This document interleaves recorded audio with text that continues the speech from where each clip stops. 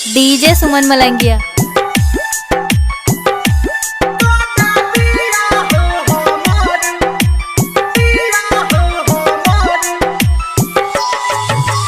Music by DJ Guddu Raj. अभी आप सुन रहे हैं सुमन मलंगिया एंटरटेनमेंट के माध्यम से।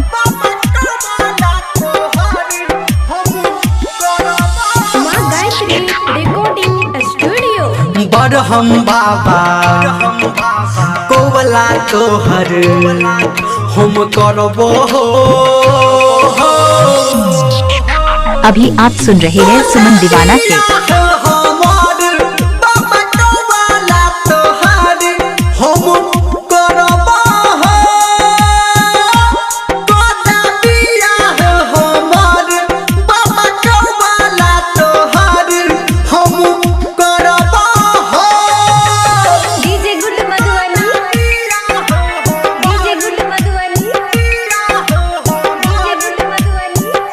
डीजे सुमन दीवाना खाए अजीपुर गांव मलंगिया।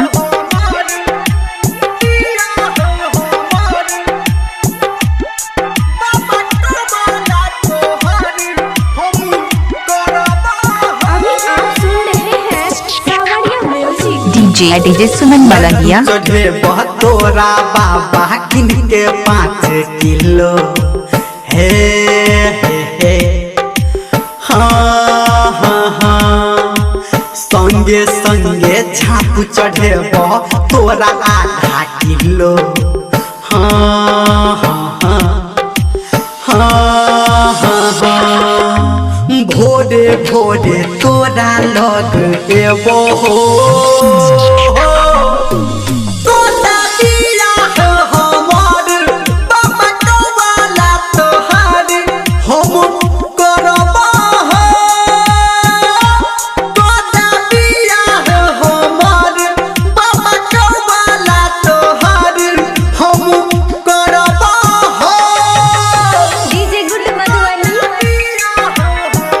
सुमन मलंगिया।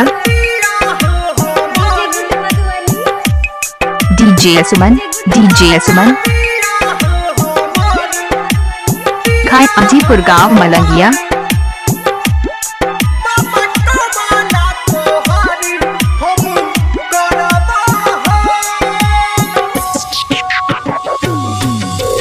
दुनिया मांगे सोना चांदी हम मांगे छी कनिया।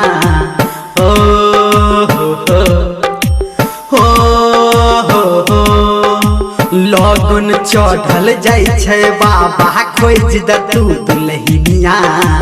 हो हो हो हाँ हाँ हाँ कहै छ धर्मेंद्र जी नहीं छोड़बो।